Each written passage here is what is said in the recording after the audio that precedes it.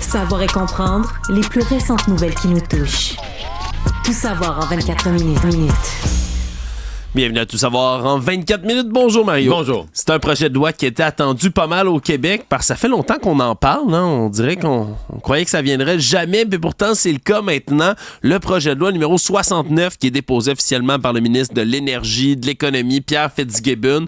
Son œuvre, là, son magnum opus, on peut le dire comme ça, Mario, lui qui en parle depuis très longtemps. Le projet qui va révolutionner, on l'espère, le Hydro-Québec, puis les manières de fonctionner, produire, générer et vendre de l'énergie propre ici au Québec. Et là, on bouscule le monopole d'Hydro-Québec un tout petit peu parce que, comme ça avait déjà été annoncé, on va permettre à certaines entreprises qui produisent de l'électricité verte, si elles ont l'autorisation du gouvernement, de leur vendre aux gens puis aux entreprises qui pourraient se trouver juste autour là, du terrain de production. En fait, une à la fois. Là. Oui. En fait, j'oserais même dire, c'est peut-être à l'inverse qu'il faut le voir. Ça permet à une entreprise qui aurait un projet industriel puis qui se fait dire par Hydro-Québec... ben non, on n'a pas de bloc d'énergie, on peut pas t'en fournir. Parce que présentement, ça arrive. Là. Oui, on est pas mal saturé. Oui, on est saturé. Et bon, je comprends que si c'est une maison résidentielle, si tu te construis une nouvelle maison, t'as pas besoin de demander la permission Hydro-Québec. Là. Ils vont te brancher, pas de problème. Mais une entreprise qui a besoin d'un certain bloc d'énergie peut se faire dire non. Regarde, là, t'es pas dans les priorités. Et donc, à cette entreprise-là, on dirait, mais regarde, tu t'en vas voir Énergec, tu t'en vas voir Boralex ou un autre joueur qui est un producteur d'électricité. Puis que tu lui dis, regarde, là, moi, j'ai mon usine ici, là, mais j'ai grand terrain à côté. Ben, fais-moi un parc d'éolien ou fais-moi un parc d'énergie solaire ou produis-moi de l'électricité. Et donc, ils vont pouvoir faire une transaction. Et c'est ça, la première. Ils vont pouvoir faire une transaction qui ne passe pas par Hydro. Oui, tant qu'on a l'approbation. Pas je revends Hydro, puis Hydro te le revend. Là. Voilà. Je te vends à toi. C'est ça là, qu'on appelle briser le monopole. Moi, personnellement, ça me fatigue pas. D'autant plus que Hydro fournit pas de toute façon. Là. C'est des entreprises à qui Hydro aurait dit probablement non. Oui, fait que ça va permettre à des entreprises d'avoir de l'électricité, d'avoir de l'énergie. De créer des emplois. Exact. Pour gérer leurs opérations quand même, là, malgré un refus éventuel d'Hydro-Québec. Puis ça va permettre aussi, c'est ça, là, de développer des projets qui sont parfois hors grille ou qui sont dans des endroits où on a de la difficulté à connecter au réseau d'Hydro-Québec. Après ça, on vient parler des besoins. Puis c'est vraiment ça le centre de ce projet de loi-là. C'est produire plus. C'est produire plus, puis surtout de se donner les moyens de produire plus. Là. Fait qu'on va avoir... plus vite. C'est-à-dire de faire des projets hydroélectriques, des projets éoliens, des projets solaires dans des moindres délais. Processus d'appel d'offres qui va être simplifié pour tout ça. Là. Des fois, il y a même des projets qu'on va permettre de faire sans appel d'offres pour être capable d'arriver encore plus vite à destination là, dans ces projets-là. On va aussi là, faire un projet où on va départir les mini-centrales privées municipales aussi. Là. Tu sais, quand on parle de centrales de 100 MW ou moins, Hydro-Québec pourrait s'en départir. Là, les laisser aux communautés locales, à des MRC, des communautés autochtones ou des partenariats des deux. Oui, qu'eux autres pourraient donc les opérer dans ce coin-là puis gérer les ressources. Puis on veut aussi établir vraiment le plan intégré des ressources énergétiques. Ça, c'est un plan qu'on veut se donner, qu'on révise, là, donc à tous les 6 ans, mais pour les 25 prochaines années, pour savoir comment on peut opérer là, la transition majeure qu'on va faire avec Hydro-Québec. Je rappelle, d'ici 2035, un peu plus que 10 ans, entre 8000 et 9000 mégawatts de plus qu'on doit ajouter dans le réseau électrique québécois. C'est gigantesque. Et là, avec une annonce, même publicité vidéo qui a été publiée ce matin par le ministre Pierre Fitzgibbon. Comique, là. Ben, comique, parce que M. Fitzgibbon, lorsqu'il avait... C'est le comique. L'annonce est très sérieuse dans son ensemble. C'est les 5 premières secondes qui sont comiques. Oui, où M. Fitzgibbon est en train de remplir son lave-vaisselle la nuit. Hein, comme il avait utilisé là, cette expression-là. Il faudrait que les gens le voient, que la manière que c'est tourné, la caméra est comme dans le lave-vaisselle. Fait que tu vois, comme la caméra est dans le lave-vaisselle, tu vois de face Pierre Fitzgibbon arriver en pleine nuit puis venir déposer une tasse dans le lave-vaisselle. À cause de toute la joke sur l'exemple qu'il avait donné une fois de comment mieux consommer l'électricité, ben là, tu pourrais partir dans la vaisselle la nuit parce que bon, à l'heure où la demande est en pointe, à l'heure du souper, les gens chauffent, les gens cuisent de la nourriture. C'est pas le temps de faire marcher un appareil qui pourrait marcher plus tard en soirée ou durant la nuit. Oui. Mais l'exemple est tellement resté dans l'imaginaire collectif qui ont décidé de leur prendre à leur avantage. Oui, c'est quand même habile là, comme publicité, comme ça. Et c'est une approche, moi je t'avoue, Mario, que je trouve intéressante surtout sur l'idée de se créer un plan. Parce que dans les prochaines années, là, on parle d'au-dessus d'une décennie, il y a le temps d'en avoir des élections, il y a le temps d'en avoir différents partis politiques, mais la vision énergétique du Québec, elle, doit rester. Ça doit être un cap qu'on se donne, on s'entend. On dit 10 ans, mais même aujourd'hui, Pierre Fitzgibbon disait d'ici 2050, ça prend un autre Hydro-Québec. En termes, pas qu'on veut un deuxième Hydro-Québec, mais en termes de capacité totale de production. Présentement, Hydro-Québec, c'est à peu près 185 TWh la production totale sur une année. C'est-à-dire qu'Hydro a produit 160 quelques, en achète, je pense, c'est 10-11 d'éoliens, plus d'autres. Quand tu additionnes tout ce qu'Hydro soit produit elle-même ou achète dans des contrats là, avec des producteurs d'éoliennes et tout ça, t'arrives à proche de 185 et on dit que ça va en prendre entre 150 et 200. Oui. Donc, essentiellement, un autre 180 quelques, tu sais, il fait un chiffron, là, un autre Hydro-Québec. Donc, on la voit à l'écran, l'annonce. Là. Avec le visage exact de M. Fitzgibbon qui met de la vaisselle dans son lave-vaisselle la nuit. Là, on voit à l'obscurité qui l'entoure. Ouais, ça va être intéressant, sincèrement. C'est un gros défi là, pour la nation québécoise, quand même, Mario. Puis ça prenait ça. Là. D'abord, ça prenait un plan. Je pense qu'on sentait quand même qu'on s'en allait depuis quelques années. On sentait qu'Hydro avait pas l'électricité nécessaire. Parce que c'est une chose de se promener sur la place publique pour les gouvernements, mais les oppositions disent la même chose. Là. Faut électrifier les transports, faut un tramway électrique, faut tout électrique, faut des autos électriques. Là, après ça, il faudrait électrifier nos industries. Là, toutes nos industries polluantes, il faudrait qu'ils électrifient leur processus. Mais oui, mais vient d'où toute cette électricité-là? Voilà. Pour l'instant, on l'a pas, et on l'a pas au point où même pour les projets industriels, on est rendu avec un processus d'approbation. Là. Le gouvernement va dire, moi, là, mettons, cette année, j'ai tant de mégawatts à donner. Là, voici tous les projets d'usine que j'ai, puis je dis non aux 3/4. Là. Il y a des gens qui seraient prêts à s'établir au Québec, mais j'ai pas l'électricité pour eux. Oui, c'est les emplois puis des opportunités d'affaires qu'on peut manquer parce qu'on n'a pas assez de capacité dans notre réseau. Non, c'est un défi intéressant qui s'en vient. J'ai hâte de voir comment va s'étudier aussi ce projet de loi-là, en combien de temps il sera adopté. M. Fitzgibbon aujourd'hui a dit on va en discuter en masse, on va prendre le temps qu'il faut. En fait, là, il le dépose en fin de session. Je présume que là, durant l'été, le début de l'automne, tous les groupes intéressés vont être invités à prendre connaissance de ça, préparer des réactions, des mémoires, déposer des mémoires. Je m'attends à une grosse commission parlementaire à l'automne sur le sujet. Actualité. Si on se déplace du côté d'Ottawa, ça continue de brasser dans le dossier de l'ingérence étrangère, parce que, je le rappelle, il y a des noms de députés, on l'a appris, qui sont visés par des allégations de collaboration secrète avec d'autres pays, là, entre autres l'Inde et la Chine, qui ont été déjà là, des pays avec qui les relations n'ont pas été faciles entre le Canada et ces entités-là. Et là, le ministre fédéral de la Sécurité publique, Dominique Leblanc, s'est fait brasser pas mal au comité permanent de la sécurité publique. Les oppositions qui mettent beaucoup de pression en ce moment pour qu'on divulgue ces noms-là. Qui sont caviardés. Dans le rapport qui a été diffusé, c'est lundi, on dit un député a fait des députés, mais on a vraiment caviardé. C'est même écrit là, qu'on a retiré les noms pour des raisons de confidentialité. L'argumentaire des conservateurs, c'est est-ce que vraiment... est-ce qu'on peut redemander à la prochaine élection aux gens de voter sans savoir si votre député est peut-être de mèche avec le gouvernement chinois ou le gouvernement indien? Ouais. C'est une méchante question. Là. Votre député a peut-être été épinglé dans un rapport du niveau des services secrets, là, d'un rapport d'un comité sur l'ingérence. Votre député a été épinglé comme ayant fourni des renseignements secrets, des renseignements importants à une puissance étrangère.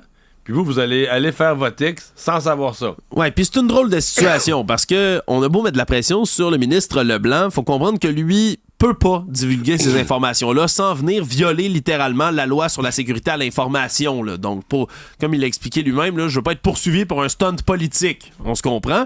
Mais au-delà de ça, est-ce que c'est pertinent que le grand public sache qui sont ces députés-là? C'est minimalement une question très, très, très délicate. Et puis, parce que là, Pierre Poilievre met de la pression, mais quand il met de la pression en disant on veut le savoir, c'est qu'il y a un cercle très, très restreint d'élus qui, eux, qui le savent parce qu'ils ont une cote de sécurité plus élevée. Là. Puis pour avoir une cote plus élevée, il faut que tu suives certaines formations. Pour le Bloc québécois, je pense que c'est Stéphane Bergeron. Oui. Je donne un exemple. Le député du Bloc, lui, il le sait. Il y en a un, mais il est pas... Par exemple, Yves-François Blanchet, théoriquement, le chef du Bloc québécois ne le sait pas. C'est interdit à Stéphane Bergeron de le dire, même à son chef. Là. Non, c'est ça. T'as absolument raison. Ils ont une cote de sécurité. Ils font partie de ce comité parce qu'on a voulu ouvrir là, sur la question des questions de sécurité nationale. On a voulu ouvrir en ayant un comité parlementaire, comme aux États-Unis, un comité parlementaire transpartisan, un vrai comité parlementaire. Mais les gens qui siègent peuvent rien dire. Mais ils ont une habilitation de sécurité supérieure. Ça veut dire qu'à leur comité vont être déposés des documents, des services secrets, des documents confidentiels qui circulent pas dans la société, que les autres députés peuvent pas voir. Mais c'est certain que la base de ça, c'est la confiance que si tu le sors, puis tu le dis à tout le monde, puis tu le dis à ton chef, puis lui le dit aux médias, ton habilitation de sécurité vaut rien. Mais non seulement ça vaut rien, mais après ça, selon la loi sur la sécurité de l'information, c'est pas exclu que tu puisses te faire littéralement poursuivre là, pour avoir révélé ces informations-là. Donc, ça pourrait devenir criminel, ni plus ni moins.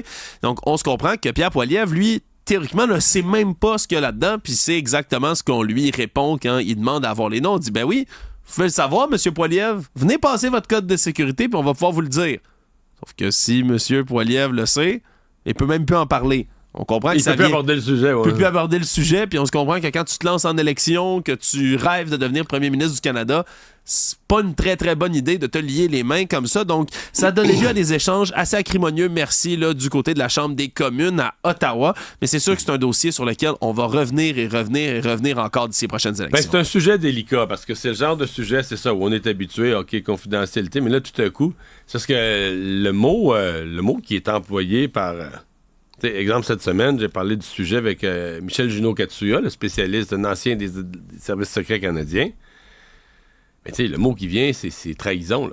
Oui. Il dit, dans certains pays, tu fournis des renseignements de puissance étrangère. Si tu le fais consciemment, là, si tu sais que tu le fais, tu sais la conséquence, tu es conscient de ce que tu es en train de faire, le nom que ça porte, par rapport à ton pays, c'est trahison. Oui, puis habituellement, c'est assorti d'une sentence sévère, n'est-ce pas? Mais au minimum, dans ce cas-ci, je pense qu'on se dit, la sentence, ce serait au moins de faire face à l'électorat, là. De faire face à un électorat qui est au courant de ça. Savoir et comprendre, tout savoir en 24 minutes. Dans les affaires judiciaires, maintenant, on a eu une condamnation sévère, sentence sévère contre un jeune Montréalais de 21 ans qui a été reconnu coupable là, de meurtre au 2e degré et qui a reçu là, ni plus ni moins que 13 ans de prison à vie là, avant une possibilité de libération conditionnelle. Donc, prison à vie, 13 ans minimum. Tout ça pour un meurtre commis à la sortie des classes. Là. Puis c'est peut-être dans les derniers mois, dans les dernières semaines, on a beaucoup parlé là, de la violence en milieu scolaire, la violence chez les jeunes, des coups de couteau. Ce matin, il y a une histoire, j'ai pas vu le suivi, là, mais il y a une histoire que la police à Sainte-Julie a dû aller dans une école primaire pour une bataille où, semble-t-il, les autorités de l'école disaient qu'il y avait vu un couteau. Oui. Ça devient inquiétant, on manque d'informations dans cette histoire-là, mais si ça se confirme, là, ça viendrait démontrer à quel point il y a cette augmentation de violence-là. Dans ce cas-ci, ça a été à la sortie des classes, ça a été beaucoup plus grave, là, ça a été mortel. Oui, puis c'est en octobre 2021, avant qu'on voit une augmentation de cette violence-là. Sortie des classes, Jeannette Doppwell-Bailey, qui est un jeune homme qui, lui, à ce moment-là, a 16 ans, sort de l'école. Il y a un groupe d'individus qui lui saute dessus, là, ni plus ni moins qu'un guet-apens. Lui projette du poivre de Cayenne dans le visage, le batte à terre, puis le poignarde d'au moins 6 coups de couteau pendant qu'il est au sol, incapable de se défendre, et décède par la suite. Vraiment, un crime absolument horrible. Et par la suite, ce qui est encore pire, c'est qu'André Donnet, là, celui qui est accusé dans cette histoire-là, est désormais condamné, mais s'est moqué de la victime. On se rappelle, vient de contribuer avec d'autres gens à assassiner quelqu'un, un jeune de 16 ans, puis s'en vante sur les réseaux sociaux. Comme si de rien n'était, s'en vante. On fouille son ordinateur du côté de la police, on se rend compte qu'il y avait même des notes de chansons de rap qui, soit lui avait écrites ou qu'il écoutait, qui se moquent du jeune homme qu'ils viennent de tuer. Là. Donc, un manque d'empathie des plus complets. Et là, pendant les procédures, il espérait, André Donnet, s'en sortir peut-être avec une condamnation plus légère parce que lui, il est assez jeune, c'est pas l'assaillant principal dans cette histoire-là, dit-on. Le problème, c'est que pendant qu'il était en détention préventive, il attendait son procès, il a attaqué au couteau un autre détenu avec lequel il se trouvait en prison. Donc, plusieurs coups de couteau, on parle de lacération multiple, bagarre avec quelqu'un d'autre. Donc, le juge qui impose un minimum de 13 ans avant une libération conditionnelle. On veut sévir contre la violence en ce moment là, qui frappe nos écoles, nos milieux aussi jeunesse un peu partout au Québec. Mais là, t'as affaire à quelqu'un qui a clairement un problème de violence. Oui, puis qui serait resté, selon ce qu'on nous raconte en cours, de marbre, là, sans le moindre soupçon de remords là, depuis sa condamnation. Donc, autre crime scabreux ici au Québec. Tout savoir en 24 minutes. Oui, parlant de crimes scabreux, celui-là, peut-être que la manchette a fait sourciller certaines personnes alors qu'on a un homme, Daniel Cassis, qui a... Daniel Cassis, une victime plutôt... Ouais, non, excusez-moi. Je reprends tout ça. Un ancien incarnateur de Youpi. C'est M. Cassis, voilà, Daniel Cassis, qui se fait reprocher et a reconnu une agression sexuelle dans les années 80. Mais c'est que dans les années 80, M. Cassis, qui lui est entraîneur de hockey, donc aurait agressé sexuellement là, une victime, un jeune homme mineur à l'époque là, qu'il coachait au hockey, pour qui il agissait comme grand frère. Mais c'était pas la seule job de M. Cassis. Il était également un personnage aimé, adoré des Montréalais dans les années 80, tout comme aujourd'hui, la mascotte Youpi, Mario. Mascotte Youpi qui est devenue, on le sait, déjà l'emblème, la mascotte du Canadien de Montréal, mais c'était pas sa vocation première. Non, c'était la mascotte des expos. Et c'est ce que c'était à l'époque. Là, lui, de temps en temps, là, devenait la mascotte des expos, allait faire le bonhomme orange dans les estrades. Sauf que, on s'est bien rendu compte que cet homme-là agressait mais c'est un pas mineur. un mascotte là, qui a agressé. Non. Ce serait au hockey mineur. Ce serait au hockey mineur avec un mineur. Mais pas de mascotte. Voilà. Ouais. Tout savoir en 24 minutes. La rumeur la plus chaude... Quand Youpi se ramasse en prison, ça va plus. Là. Non, c'est ça. Mais je suis pas sûr qu'il amène son costume en prison. Non, d'après moi, il se présentera pas avec son costume. Je pense qu'ils ont retiré depuis. Oyez, Mario, la rumeur la plus chaude actuellement sur la planète et surtout sur la planète francophone, que dis-je, on est en train de se demander qui va chanter aux Olympiques de Paris. Parce que la presse française s'est affolée là, depuis quelques heures. Ils se sont rendus compte là, que selon un média français, il y aurait un chèque de 2,7 millions d'euros qui aurait été signé là, par le gouvernement français pour aller payer 2 très grosses vedettes qui viendraient chanter là, lors du spectacle d'ouverture des Jeux Olympiques de Paris qui vont se tenir dès le 26 juillet prochain. Et là, il y avait déjà le nom de la chanteuse là, Aya Nakamura qui chante déjà en français, elle, de son côté, donc on pourrait avoir de ce côté-là une autre super vedette, mais une vedette encore plus grosse et pressentie, c'est notre Céline Dion nationale, Mario, qui, on le sait, là, avait cessé d'être dans la vie publique en raison du syndrome de la personne raide dont elle souffre, avait fait, là, depuis quelque temps, quelques apparitions publiques, a fait la une, aussi, en avril, du magazine Vogue France, ce qui avait mis la puce à l'oreille de certaines personnes qui se disaient, une entrevue exclusive, en France. Non, mais ça faisait quelques jours que l'histoire, on va dire, en France, circulait comme une hypothèse, ça existait comme hypothèse. Mais là, depuis 48 heures, les choses ont évolué, sauf qu'aujourd'hui, à l'heure du dîner à notre heure, là, le compte X, Twitter, le compte X, Jeux Olympiques, en français, qui a mis un message. Des images de Céline Dion à la cérémonie d'ouverture d'Atlanta 1996. Souvenir de Céline Dion à la cérémonie d'ouverture Atlanta 1996, plus que 50 jours avant celle de Paris 2024. Qui rêvez-vous de voir chanter? Mais en bas, c'est l'image de Céline en train de chanter à Atlanta. Oui. Qui avait été là, The Power of Dream qu'elle avait là, entonné à cette époque-là. Donc le jour où dans les journaux français, à peu près un matin, dans tous les journaux français, t'as la rumeur de Céline, le compte Jeux Olympiques dit « Souvenir de Céline en 1996, qui rêvez-vous de voir chanter? » Écoute, si c'est pas comme ça un petit divulgateur de ce qui s'en vient, mais dans tous les cas, c'est un très bon coup marketing, on va se le dire. Après ça, est-ce que c'est vraiment Céline qui va revenir? Dès qu'on parle de notre égérie québécoise, la toile s'enflamme, puis c'est encore une fois le cas ici. Donc, est-ce qu'on pourrait voir Céline cet été reprendre la scène, alors que, je rappelle, il y a un documentaire qui se prépare sur elle, qui se préparerait aussi à revenir. Au niveau du timing, c'est merveilleux, là. Oui. C'est fait le Vogue, un gala, va remettre des prix, elle réapparaît tranquillement sur la scène publique, grand documentaire en juin, puis là, fin juillet. C'est parce que chanter aux Olympiques, c'est une rentrée mondiale, ni plus ni moins. C'est un événement mondial, donc ça devient une rentrée, un retour sur scène à l'échelle mondiale tout à coup. En 96, sais-tu, on estime combien de gens l'avaient vu à la télévision en train de chanter The Power of Dream? 3,5 milliards de personnes qu'on estime. C'est ce que j'appelle un retour à l'échelle mondiale. Actualité. Ce qu'on est en train de suivre actuellement au Québec, c'est la veille d'alerte d'orage violent qui a été annoncée là, par Environnement Canada un peu plus tôt aujourd'hui, des secteurs là, du Québec qui pourraient y goûter. Là. Après la canicule, c'est un peu un cycle. Là. Souvent, on se retrouve avec des orages. La dernière fois, on avait vraiment eu même des tornades là, dans l'ouest de la Rive-Sud, sur le bord de la frontière ontarienne. Voilà, cette fois-ci, on prévoit pas de tornade pour l'instant. Il n'y a pas d'alerte tornade. Mais on parle vraiment de pluie diluvienne là, qui pourrait dépasser là, en quelques heures le 50 mm de pluie. On parle de la région de l'Outaouais, des Laurentides, de la Naudière et du grand secteur de Montréal qui pourraient, eux, être frappés là, par des grosses vagues de pluie. Puis ça, comme d'habitude, là, ça peut provoquer inondations. Là, sous les viaducs, on voit souvent des images qu'il y a trop de pluie qui part trop rapidement pour le réseau des égouts. Donc, si vous pensiez de se sortir dehors ce soir, ouais, c'est peut-être attention. pas une soirée pour les terrasses. Peut-être pas, non. Le monde.